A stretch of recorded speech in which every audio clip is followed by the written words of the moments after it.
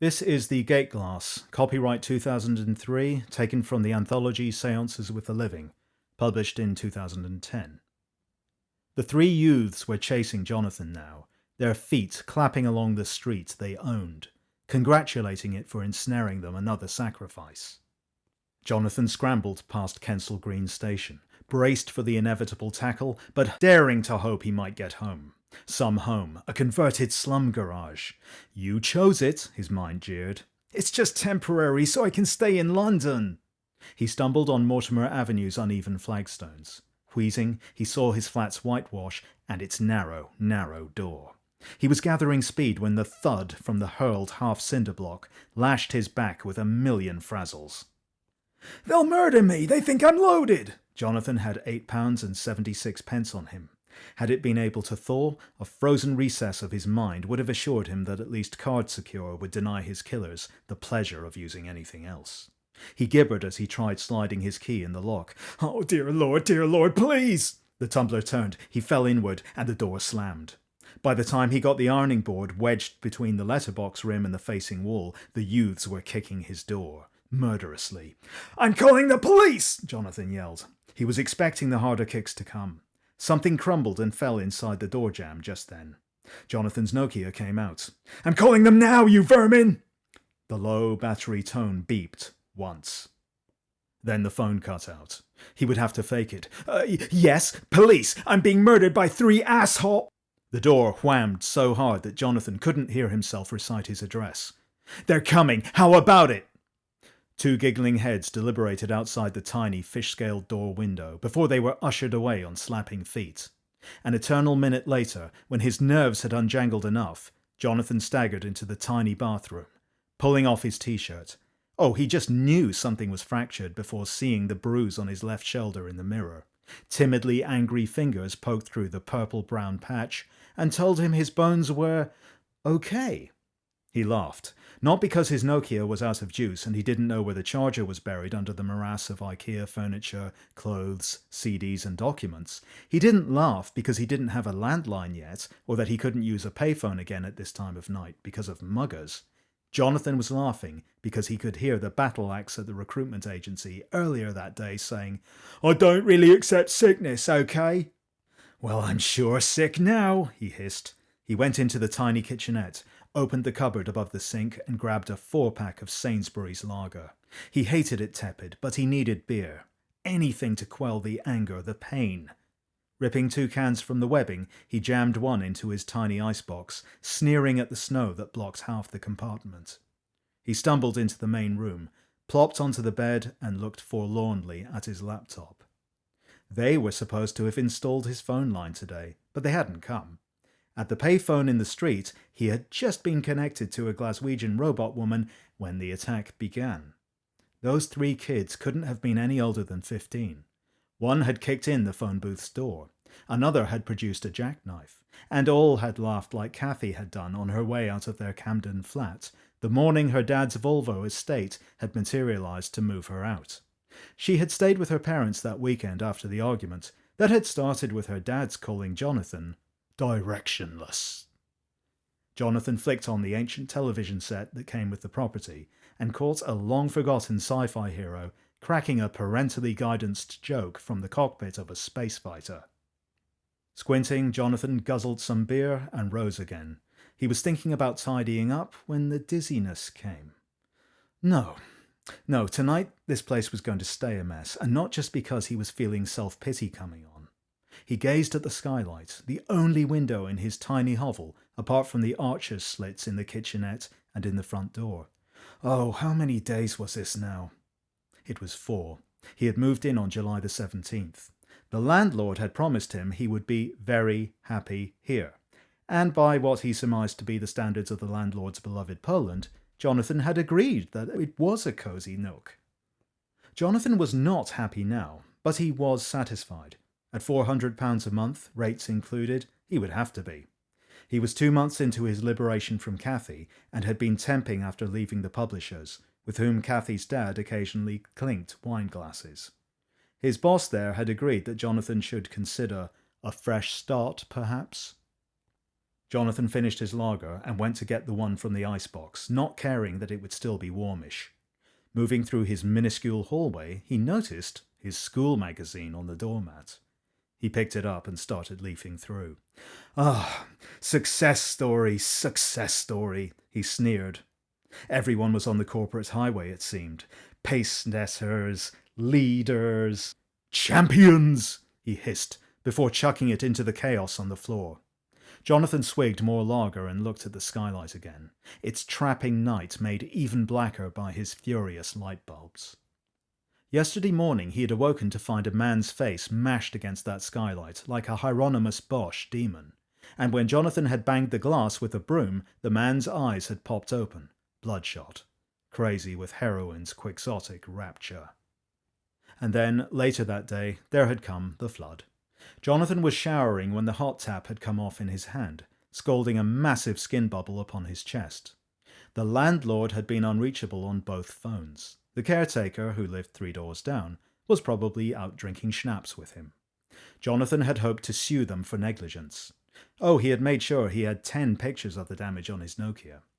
It had taken 2 hours to find and shut off the water supply, using the tap that ran far in behind the wall of the adjacent apartment. The landlord had appeared the next day.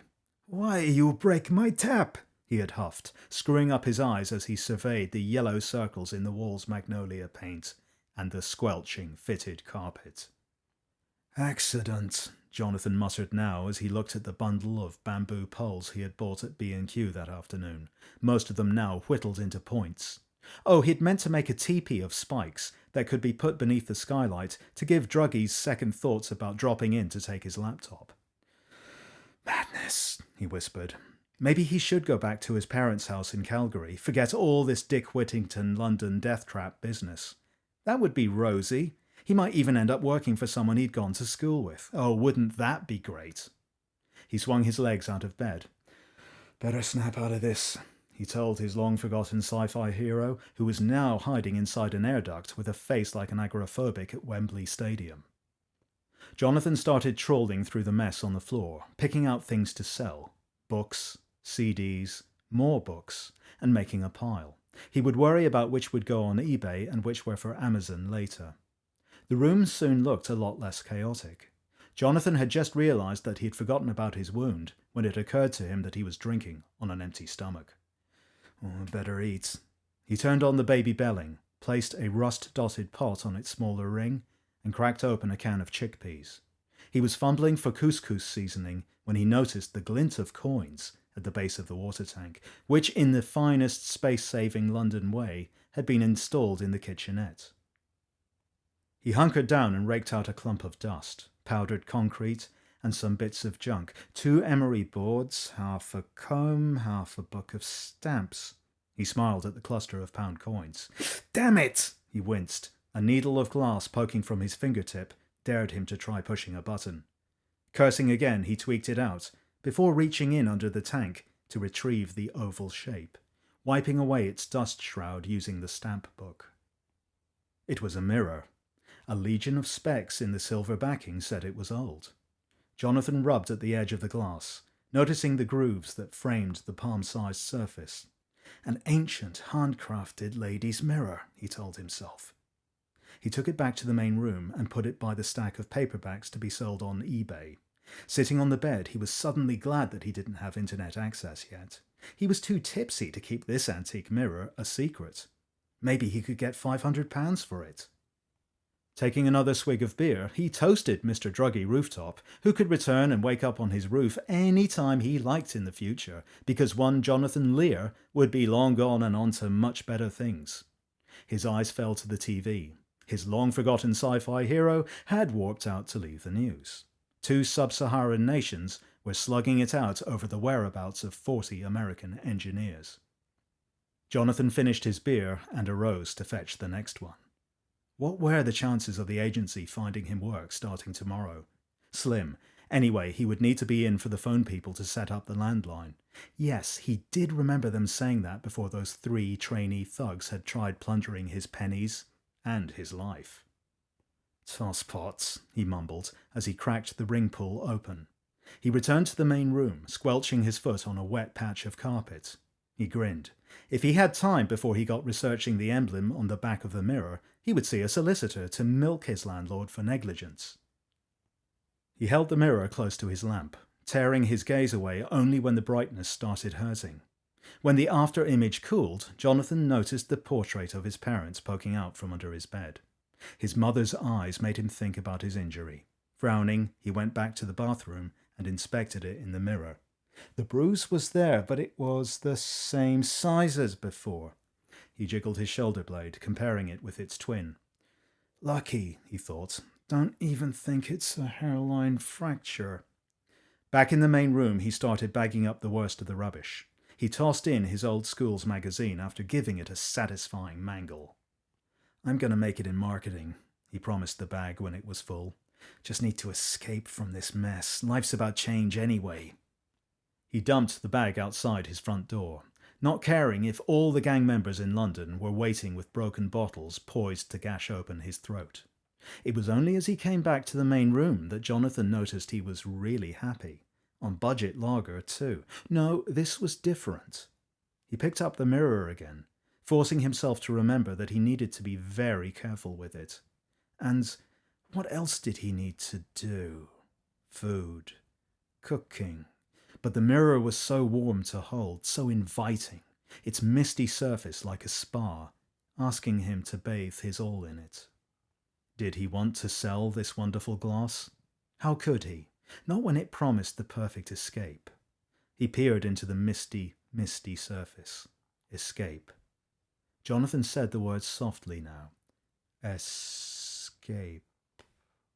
It sounded as wispy and dreamy as the two men he could see now. They smiled knowingly at him through their flamboyant, twirly moustaches. He only noticed their strange, feathered hats a moment later.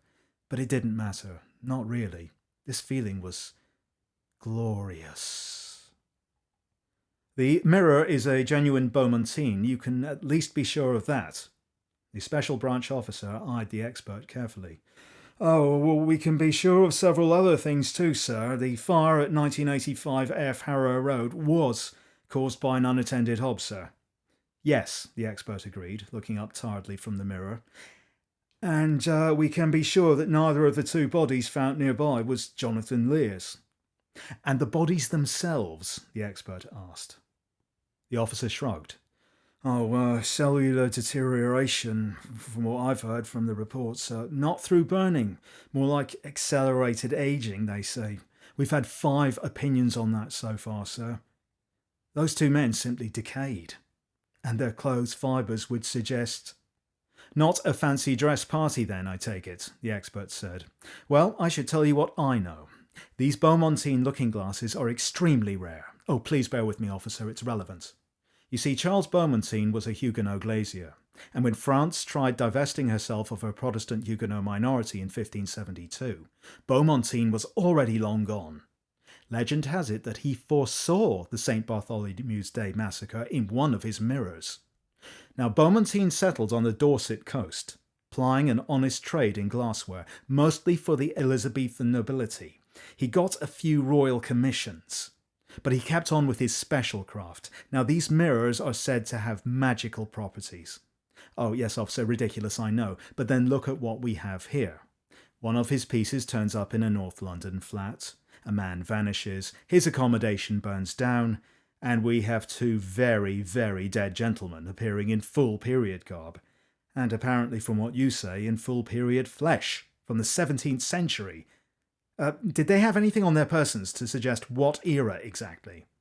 The officer nodded. Oh, coins, 1650 something. Oh, the Protectorate of Oliver Cromwell. Cromwell? Yes, officer, now tell me, did you find anything else in the way of jewellery? Not much, sir. Fancy daggers. One had a St. Christopher's medal. Ah, they were royalists. Perhaps plotting against Cromwell, then. The expert flipped the small mirror in his hand. Of course, the true genius behind Beaumontine glass does lie in its extraordinary qualities. He raised it to catch the light from the basement fluorescents. Now, officer, legend has it that Beaumontine was conversant with the occult.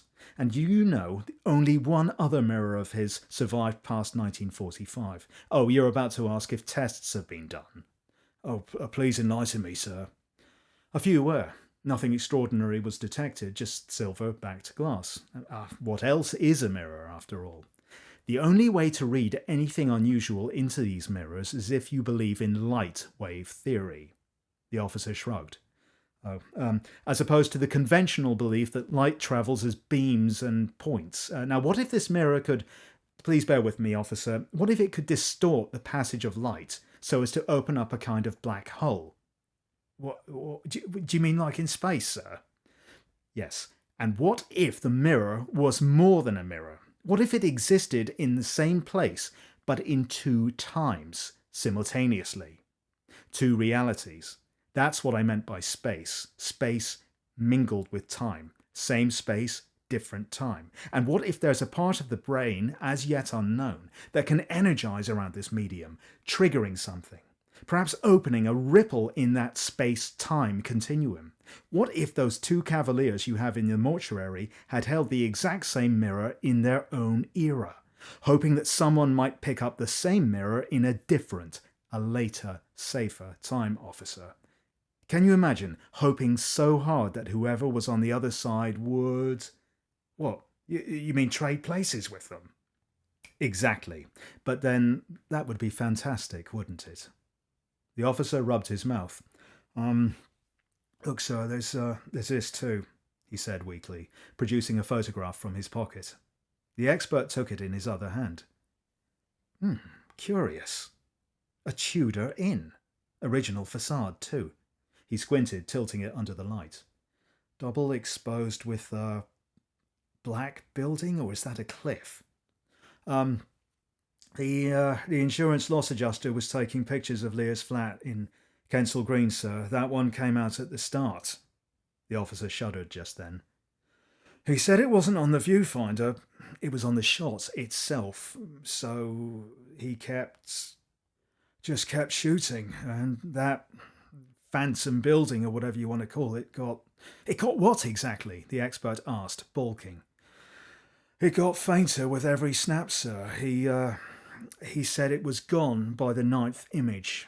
Faded like a ghost.